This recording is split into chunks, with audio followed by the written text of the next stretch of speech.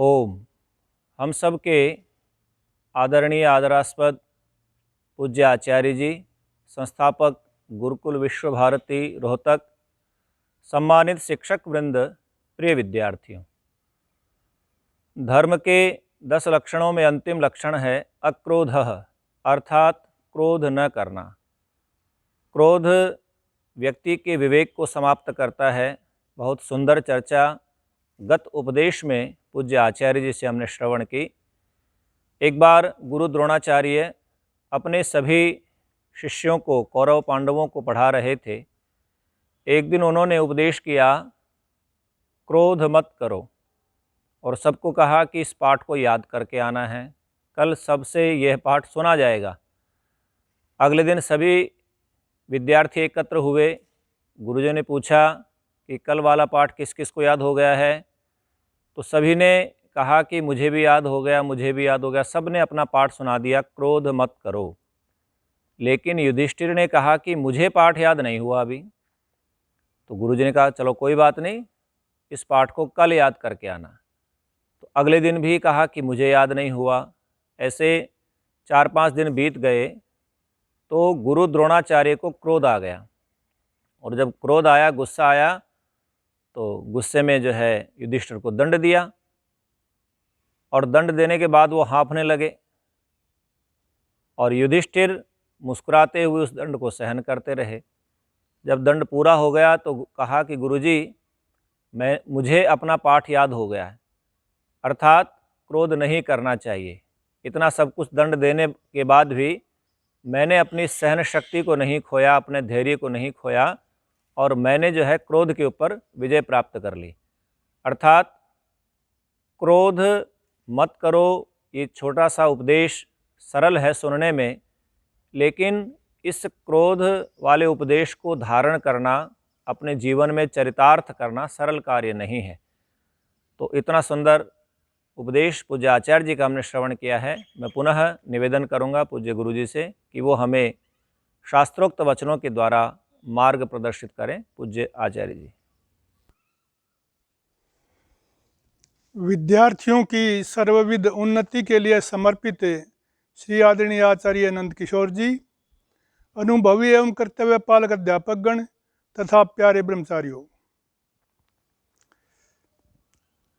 पिछले उपदेश में हमने क्रोध के बारे में चर्चा की थी कि क्रोध व्यक्ति को कितनी हानि पहुंचाता है। जैसे कि आचार्य जी ने अभी बताया आपको कि युधिष्ठिर ने क्रोध पर विजय प्राप्त करने के उपरांत ही वो 3 शब्दों को याद करके कहा था कि 3 शब्द याद करना मात्र क्रोध को पाठ याद करना नहीं है, अपितु इसमें जो बात कही है उस पर विजय पाना पाठ को याद करना है। तो हम आज फिर गीता को ही लेते हैं। गीता में श्री कृष्ण जी और अर्जुन का संवाद हो रहा है, और अर्जुन पूछ रहे हैं श्री कृष्ण जी से, अथ केन प्रयुक्तोऽयं पापम चरति पुरुषः अनिच्छन्नपि वार्ष्णेय बलादिव नियोजितः। अर्जुन पूछ रहे हैं, हे वार्ष्णेय, हे श्री कृष्ण वृष्णि संतान, जबरदस्ती लगाया हुआ सा, किसके द्वारा प्रेरित किया हुआ ये व्यक्ति पाप करता है। अनिच्छन्नपि, न चाहता हुआ भी, यद्यपि चाहता नहीं कि मैं पाप करूं, लेकिन न चाहता हुआ भी वो किसी के द्वारा प्रेरित करके जबरदस्ती लगाया जा रहा है। ऐसा कौन है वो, क्या चीज़ है ऐसी? श्री कृष्ण उत्तर देते हैं, काम एष क्रोध एष रजोगुण समुद्भव महाशनो महापापमा विद्येनम यह वैरिणम। काम एष क्रोध एष, ये जो काम है, किसी भी वस्तु को प्राप्त करने की जो प्रबल इच्छा है, यही क्रोध का रूप धारण कर लेता है, यही क्रोध रूप में परिवर्तित होता है। आप ये समझो, काम ही क्रोध है। और ये कहाँ कैसे उत्पन्न होता है? रजोगुण से उत्पन्न होता है, रजोगुण समुद्भव है। महाशनो महापापमा, बहुत कुछ खाने वाला, अर्थात अपने अंदर पता नहीं कितनों को भस्म कर देने वाला, महापापमा, और बहुत पापी, विद्येनम यह वैरिणम, इसी को प्रबल शत्रु समझो। ये काम रूप क्रोध है, यही प्रबल शत्रु है। आगे कहते हैं, धूमे नाव्रियते वह्नि यथादर्शो मलेन च यथोल्वे नावृतो गर्भ तथा तेने दमावृतम। जैसे धुएं से अग्नि घिर जाती है और उसका दम घुट जाता है, और जैसे शीशा पर मैल चढ़ जाए शीशे पर तो वो अंधा हो जाता है, शीशे का उपयोग नहीं रहता, शीशे में से पारदर्शिता नहीं रहती। यथोल्वेन आवृतो गर्भ है, और जैसे जेर के द्वारा गर्भ ढका रहता है, माँ के पेट में बच्चा ढका रहता है, वो उससे बाहर नहीं दिखता। तथा तेने इदम आवृतम, उसी प्रकार से तेने इस क्रोध के द्वारा, काम और क्रोध रूपी जो ये शत्रु है, इसके द्वारा इदम आवृतम, मनुष्य का ये ज्ञान ढका रहता है, विवेक ढका रहता है। इंद्रियाणि मनोबुद्धि रस्याधिष्ठान मुच्यते एतैर्विमोहेत्येष ज्ञानमनावृत्य देहिनम।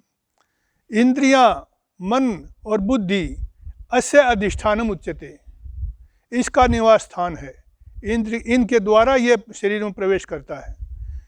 एतैर्विमोहेत्येष, इनके द्वारा ये व्यक्ति को मोहित कर लेता है। देहिनम, किसको? शरीरधारी को आवृत कर लेता है। ज्ञानम आवृत्य है, उसके विवेक को ढक करके, दबा करके। तस्मात् त्वम इंद्रियाण्यादौ नियम्य भर्तर्षभ जहि शत्रु महाबाहो काम रूपम दुरासदम। इसलिए आदौ त्वम इंद्रियाणि नियम्य, सबसे पहला काम यह है कि तू अर्जुन इंद्रियों को वश में करके काम रूपम दुरासदम शत्रुम जही, काम रूपी भयंकर शत्रु को मार, विनष्ट कर। यहाँ श्री कृष्ण ने उपाय बताया है कि यह कैसे पैदा होता है। रजोगुण से पैदा होता है। रजोगुण, इसका मतलब यह है कि रजोगुणी भोजन नहीं करना चाहिए व्यक्ति को। और दूसरा कहा कि इंद्रियां इसका निवास स्थान है, और मन और इंद्रियों के द्वारा तू इसको नियंत्रण पर कर, अर्थात मन और बुद्धि के द्वारा। इंद्रियाणि मनोबुद्धि अस्य अधिष्ठानम, इसके निवास स्थान है, अर्थात इनके द्वारा इनमें रहता है, और इन्हीं को वश में करके तू अर्जुन इस क्रोध पर विजय पा सकता है। क्रोध, काम क्रोध रूपी शत्रु पर विजय पा सकते हो। तो यहाँ रजोगुणी भोजन जो करेगा उसका रजोगुण बढ़ेगा। इसलिए जो क्रोध को वश में करना चाहता है उसके लिए ज़रूरी है कि सत्वगुणी भोजन करे। सत्वगुणी भोजन कैसा होता है? आयु सत्व बल आरोग्य सुख प्रीति विवर्धना रस्या स्निग्धा स्थिरा हृदया आहारा सात्विक प्रिया। आयु, सार, बल और पराक्रम, बुद्धि को बढ़ाने वाले, सुख प्रीति को पैदा करने वाले, हृदया, हृदय को प्यारे लगने वाले, रस्या, रासवान, रसीले, ऐसे भोजनों को करो। वो भोजन जो हैं वो सात्विक लोगों को प्रिय होते हैं, ऐसा भोजन करना चाहिए। और राजसी लोगों को भोजन कैसे प्रिय होते हैं? जिनका रजोगुण जिस भोजन से बढ़ता है। कट्वम्ल तीक्ष्णात्युष्ण रूक्षदाहिनः आहारा राजस्य